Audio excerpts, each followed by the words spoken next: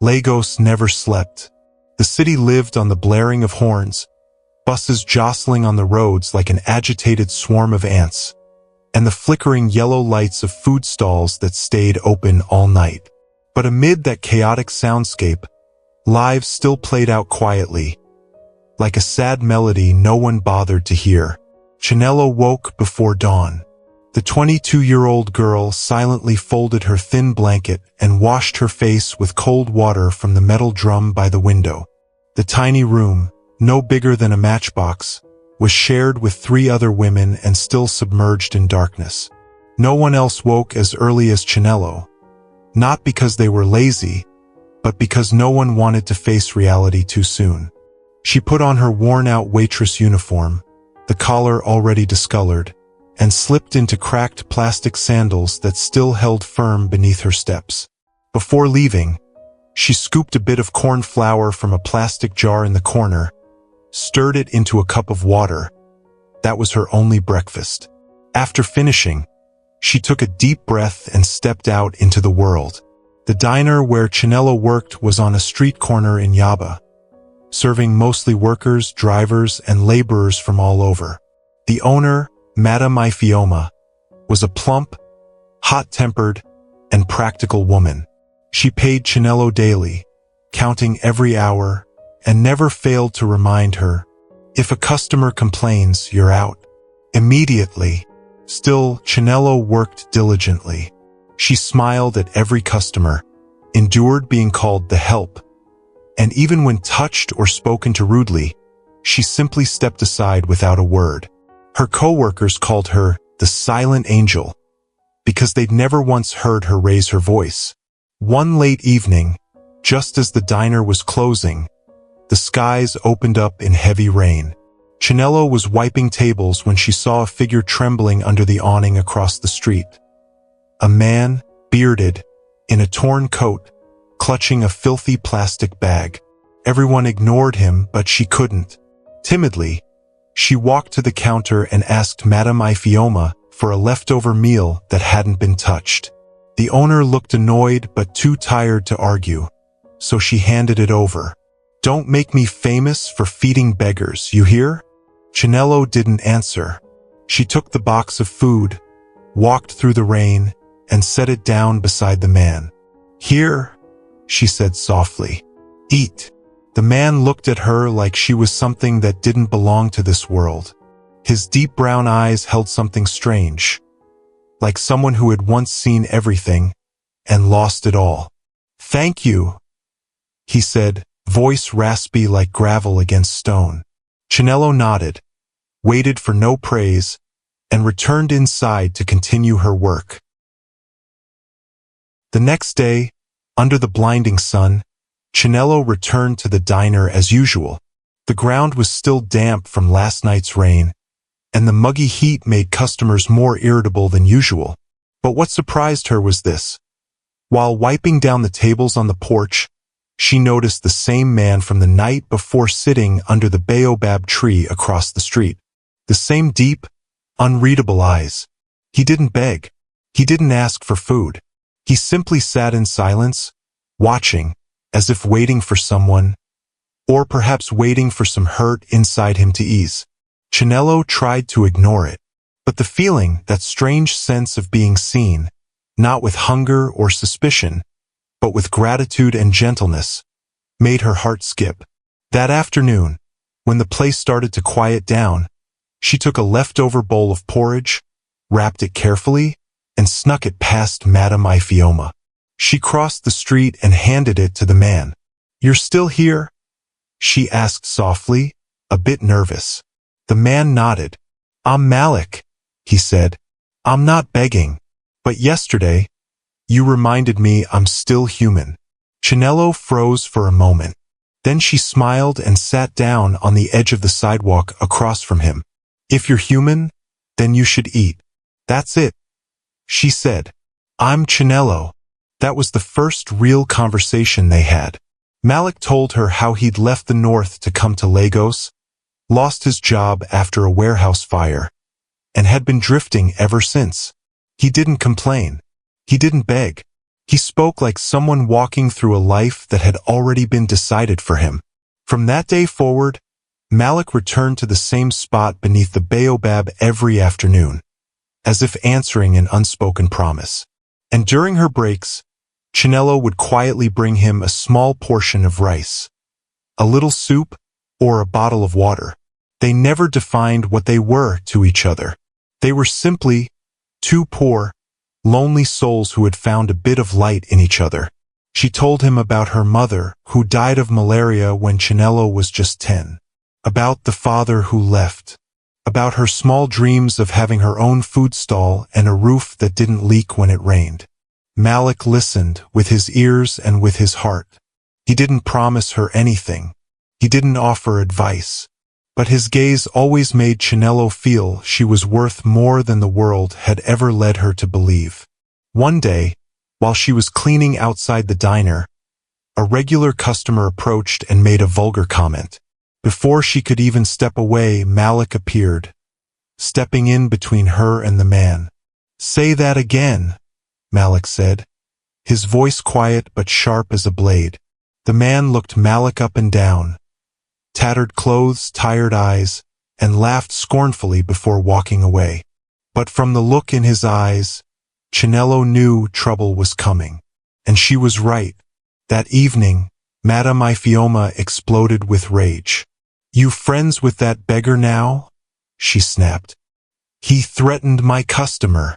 If I see him here again tomorrow, don't bother coming back." Chinelo lowered her head, gripping the edge of her apron tightly.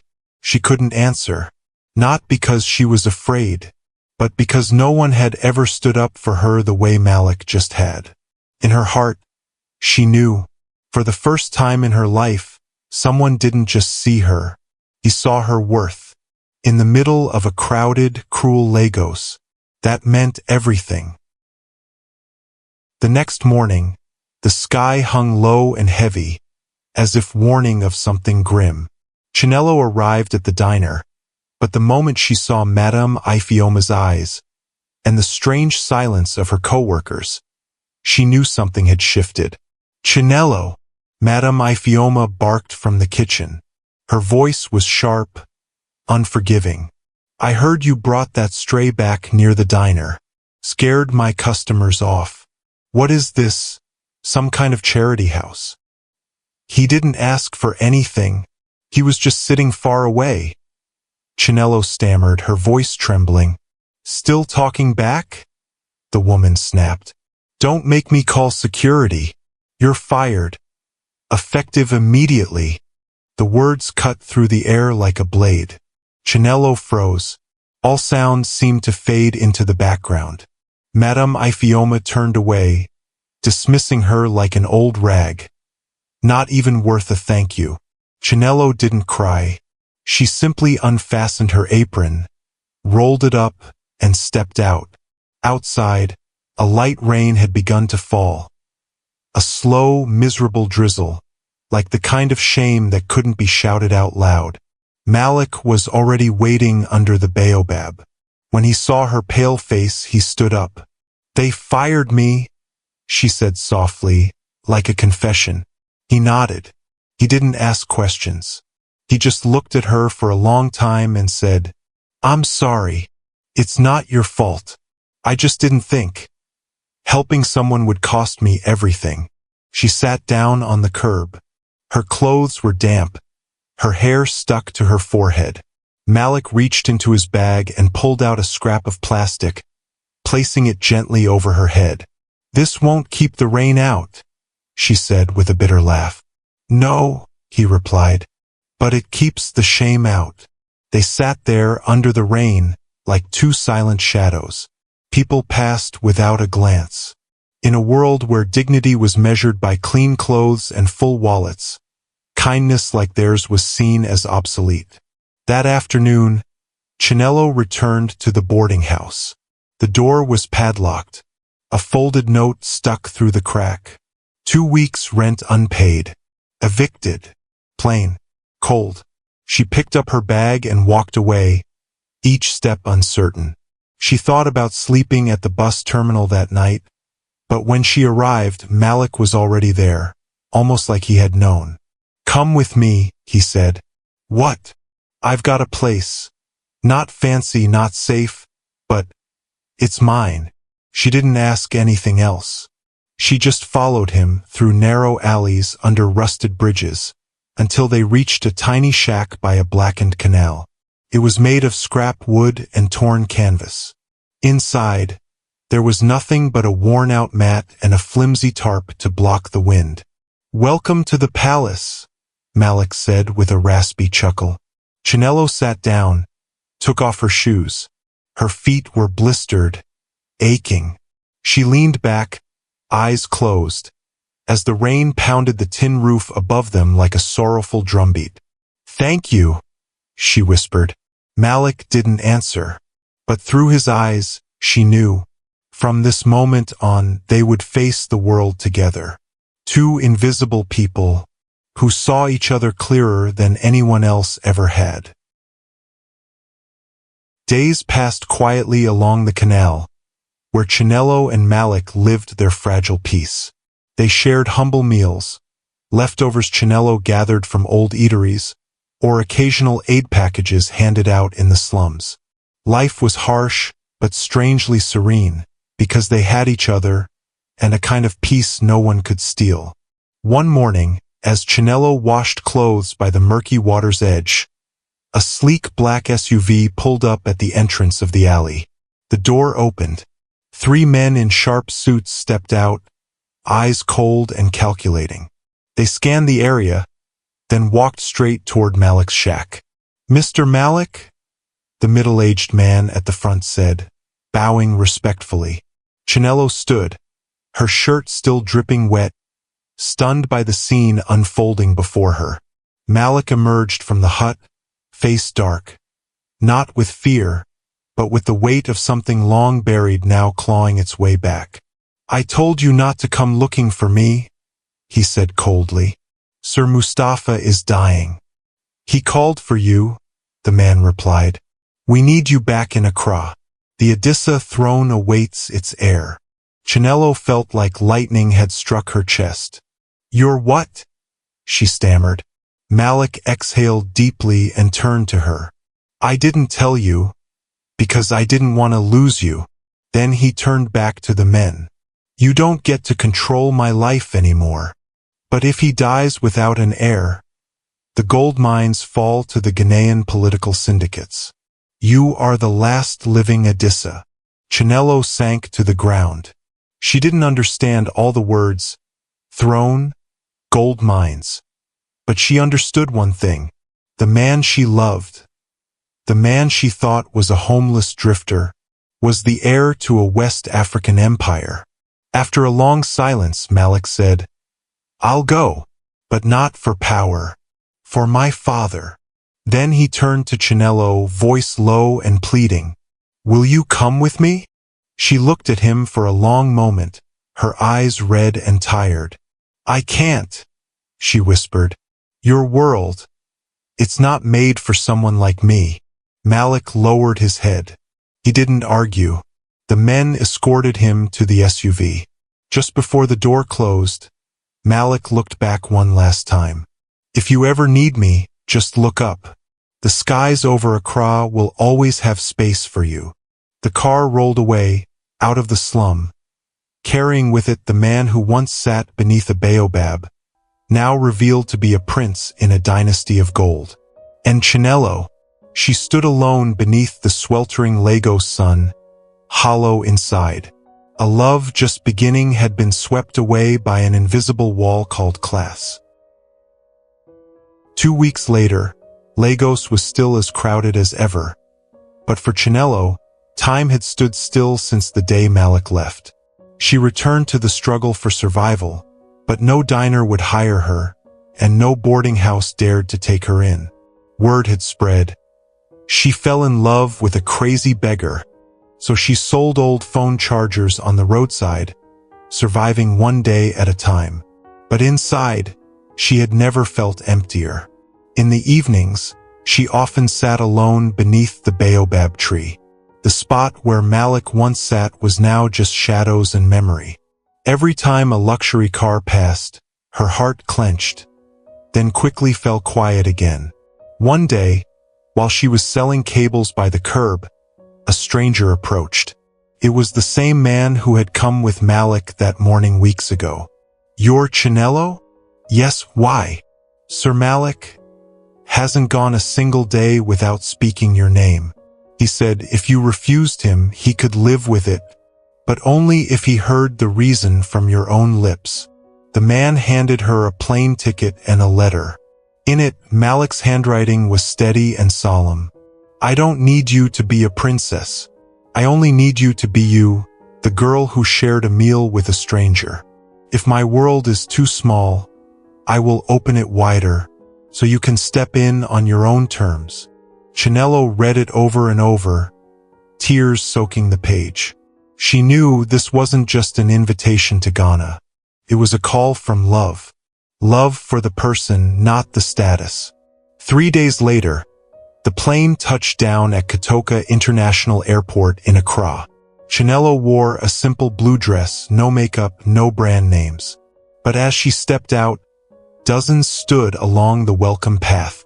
Not for her, but for the man waiting at the very end, Malik.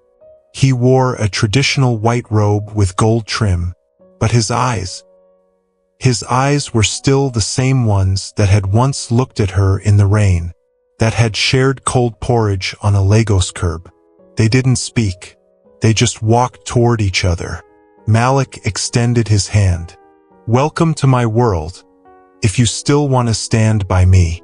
Chinello reached for his hand, without hesitation. "I'm not here for gold or thrones," she said. "I came for the man I once called a friend, when the rest of the world called him trash." The onlookers around them stood stunned. But Malik smiled, holding her hand tightly. They didn't need anyone's approval. They only needed each other. 1 year later, in the once-forgotten village of Kabwe, on the border between Ghana and Nigeria, something miraculous had happened. The village, once drained by abandoned gold mines and haunted by hunger, had come back to life. At its center stood a row of small homes built in traditional African style. Thick thatched roofs, sun-baked mud-brick walls. Yet inside, they had clean water, electricity, and even a modest schoolroom. A wooden sign at the entrance read, "Chinello Women and Children's Center, where kindness knows no class." Locals called it the Reborn Village. For just a year ago, it was all mud, hunger, and silence.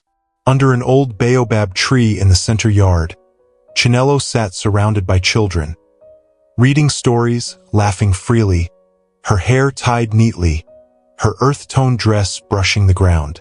Beside her, Malik, dressed in a traditional white tunic, showed young men how to install a solar-powered irrigation system. After declining the chairmanship of the Adissa conglomerate, Malik had turned most of his inheritance into a foundation named after his late mother, the woman who once told him, "Gold is nothing compared to goodness." And Chinello? She had refused to become a palace wife in Accra. Instead, she chose to stay among the forgotten, to teach girls how to read, and women how to run small stalls without relying on anyone's permission. One evening, as the dry wind from the Sahara blew across the village, Chinello stood by the baobab, staring westward. "Do you ever regret it?" Malik asked gently, coming up behind her. "Regret what?" "Choosing dust over velvet carpets." Chinello smiled, slipping her hand into his. "If you hadn't sat beneath a torn baobab that day, I never would have seen the light in a man the world had made invisible." Malik looked at her for a long time. "And if you hadn't shared your meal, I might still be running from myself." They sat down, leaning back against the tree that had started it all. Children ran circles around them, giggling. The women laughed from nearby as they saw the boss and the teacher munching roasted corn. Like always, no one called them billionaires. No one called her a hero. But they, through love unshackled by status, through choices defiant of class, had rebuilt a land once left for ruin. Chinello looked up at the golden sky and whispered, "Sometimes, happiness isn't about how high you climb, it's about stopping exactly where you're needed most."